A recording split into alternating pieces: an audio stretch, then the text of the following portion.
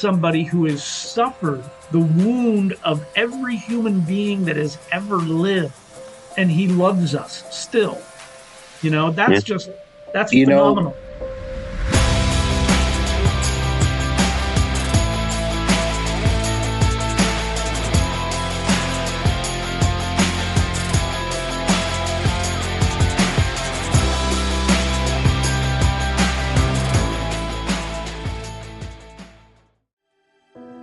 Get smoked by J Pound. I know by now you've started making those changes in your diet and your hydration, but you're still dragging. Well, stress is a huge factor when you're feeling run down. Let's adopt some new coping mechanisms. Read a book, meditate, listen to music that isn't screamo or done me wrong songs, and vent. When you can release it, it can't keep dragging you down. And exercise. Shocker, right? Exercising circulates oxygen, helps you sleep more soundly, and elevates dopamine levels in your brain, all leading to higher energy levels naturally. Changes like these can definitely give you the boost you need. Remember, there can't be smoke without fire, so let's light it up. Go to Smoke Show Fitness on Facebook or contact Smoke Show Fitness for personalized nutrition and fitness coaching. 405-240-1807. I love being an independent woman, but sometimes even I need something strong and rugged. I'm not opposed to having a relationship that will last forever. That's why I got myself a cat cooler. What? You thought I was going to say a man? They're made in the United States, and they come with a lifetime guarantee. What else could a girl ask for? Find your life partner at catcoolers.com. Catcoolers.com.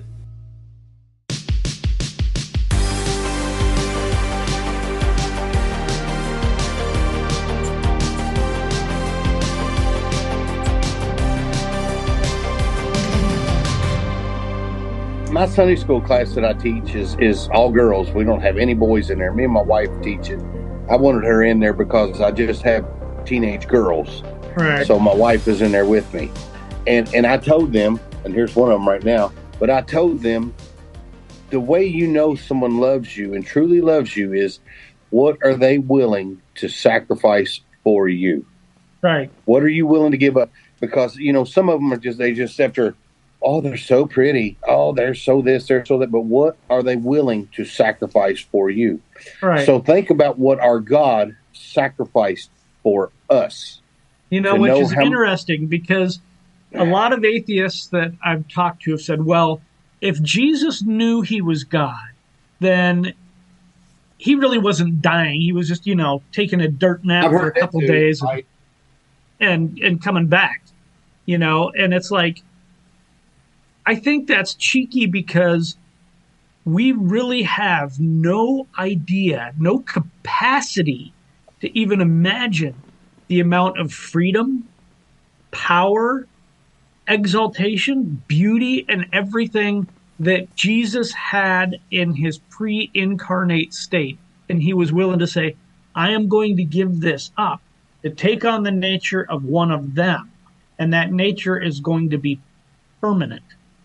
All right. You know, I truly believe, let's say the 1, 2, 3, the four of you right now, if you needed a liver or a kidney, I'm just saying this, and mine fit, I honestly in my heart believe I would give it, even though there would be a chance that I could die. I do. I give it. Yeah, I really do believe I do. I would. Well, but here's the deal. I would not ask my children to give theirs to you. right. Wouldn't do it. That's And the other thing right. is who among us would do it for a stranger?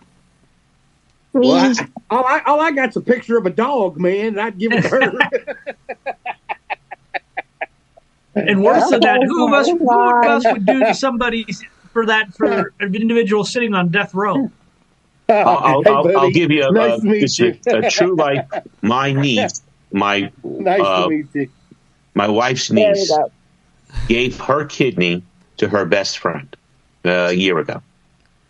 So there actually is somebody she willingly, because she was in bad shape, and Yeah. she gave up her kidney to save her friend. A true story. Unbelievable. Unbelievable. That is awesome. Went to Catholic school the whole, so, I mean, just, I was like, I was amazed, and I'm like, wow. That's one tough decision to make, to say, Absolutely. okay. But I'm just trying to show the picture of a perfect God that loves us. Right. He gave for us. Right. I would not be willing to give my daughters up for you. Right. You know what I'm saying? I mean, not that I Yeah. don't love you. I love all of y'all. I mean, I really do. But I'd give you mine, and Right. hope that I come out on the other side because, You wouldn't give, right. I understand you. You wouldn't give your children. So, No. but our God gave his child for us. Now, Right. now I understand, and I get kind of what she was saying, and what you said, Patrick, about one of the things atheists always say. Well, he knew he'd come back. Well, here's the deal: when Jesus was praying, and he was sweating drops of blood, Right. that is an actual. Yep. I looked this up. That is, I forget what it's called, but it's an actual thing, and it's you're so anxious and so concerned and worried about it that you can actually sweat blood. Yeah. So that tells me right then and there, he knew what was going to happen to himself. Right. I mean, because I can't imagine being so worried I sweat blood from just being totally. So that proves right there he was really not wanting to do it. Right. Well, But he asked anyway. He asked the Father to have the cup pass. Right. That's right. So, but if it's not thine will, not mine, but thine. Right. Yeah. Right. So what an amazing God. I mean, now even though let's say he knew he was going to pick it back up again, but he knew what he was going to go through.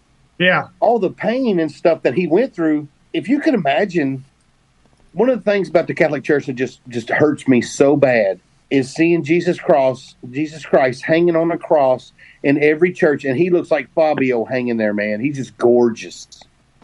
Well, sin being paid for is terrible. I mean, what his visage was marred more than any other man in Isaiah, right? And that where it said in Isaiah, his visage. So anyway, he was beat more. And you could actually, I honestly believe, from the way they beat him, you could see his organs from the backside of the cross. Right. Now, of course, I guess, when you're sitting in a Catholic mass, you don't want to look at this bloody, beat-up thing. So that's why he looks like Fabio hanging there. And it just, and my God didn't look like it. My sin was ugly. And it really bothers me because that's not what he looked like. There's no way. And Romans usually crucified you naked. You usually didn't have that nice little loincloth. It's for, yes. It was for the humiliation and everything. And yeah. One of the other things that people don't understand is that when it says that Jesus suffered for the sins of the world, that meant, in some sense, he suffered the pain of every murder, every victim, every rape, every torture, every soldier who got stabbed, shot, or beat on the battlefield, every hopeless suicide, you name it. He suffered it all. All the way down to the guilt for the people that were driving the nails in them and the people that were crucified next to him. Yeah, past, present, and future sins. Right. Future sins. What gets me all it is like he died 2,000 years ago. Right. And he did it for me. Who the heck was I? That's right. And we as a people have committed a whole lot of sin in the last 2,000 years. Mm-hmm. Yeah. Yeah. Okay, you mentioned something there, Patrick, that I don't know if I understood. You said that he felt everything, so not just the crucifixion. Okay, He felt the shame. He felt the shame of every single last sin that ever was done by humanity or ever will be.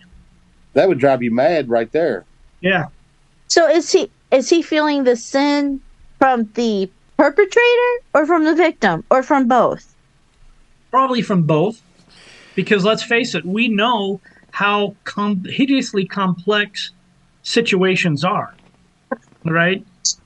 No kid in kindergarten you see raising their hand going, yeah, I'm going to grow up to be a mass murderer. Or, I'm going to grow up to sexually molest other children. Or there are wrong turns in the head that take people there. God knows about every single wrong turn in the head that I've ever made, that you've ever made, that every criminal ever made, that anybody's ever made. He can't wear the title of God unless he knows that.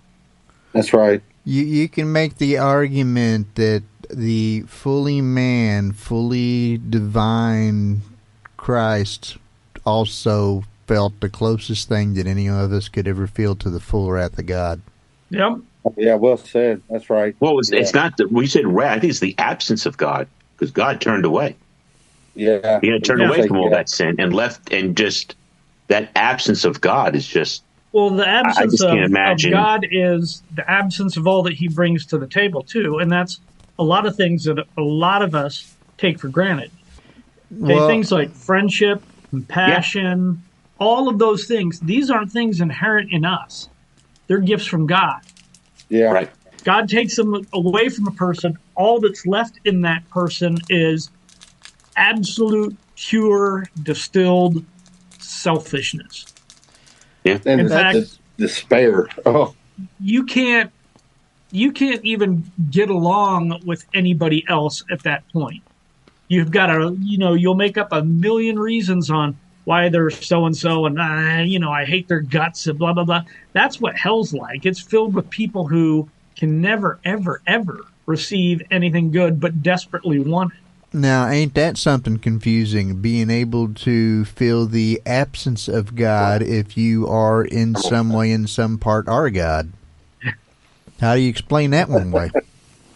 I missed that one, Kenzie. Forgive me. What did you say? I said feeling the absence of God if you are in some way, in some part, are God. How do you explain that one?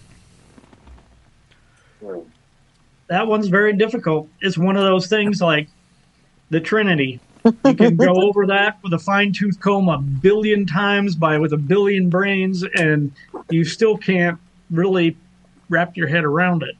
I don't know. Maybe that absence that he felt is God leaving his body, is leaving just the man behind. Yeah. Leaving him he in had our never shoes. been separated from the Father ever. Right. To that point, ever. And we can't understand that. I can't understand it. In a way, we walk it every day. That's how, burnt out we are as far as, but that's just it. So much that we take for granted, we credit to ourselves, and it doesn't belong there. Now, Christ existed before his incarnation, correct? Yep. Yes. Yep. In fact, that was the riddle that he used to shut up all his critics in the temple. Here's the question. Well, I guess here's the second question, because if we consider Christ to be also God, if God is never changing, does that mean that God had a human nature beforehand? Because you can make an argument that he had human appearances. That depends, I think, on how you tie time into God.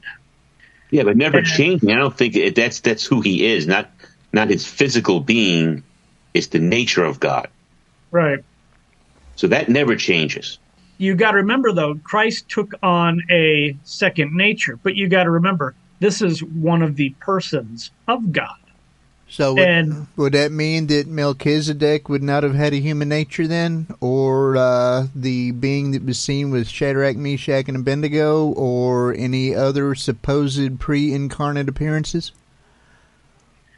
I would have to assume that would be correct. Just like angels who assumed human appearance, that curious figure, the angel of the Lord. Oh, no, you can probably make some argument for some degree of human nature to them as well, because there's been at least a third of them fallen that we can think of according to Scripture. Well, yeah. But it's still, I think that there's an incarnation does not get you taking on a human nature, because, and to be quite frank, we really don't know what a real human nature is. All right, Jesus knows what a real human nature is because he's the one who created it. The rest of us, all we've seen is fallen natures all of our lives. We've never seen a pure human nature, at least what we were supposed to be. What do you mean by that? Because I did, like I said, did some research for this topic here, And there are some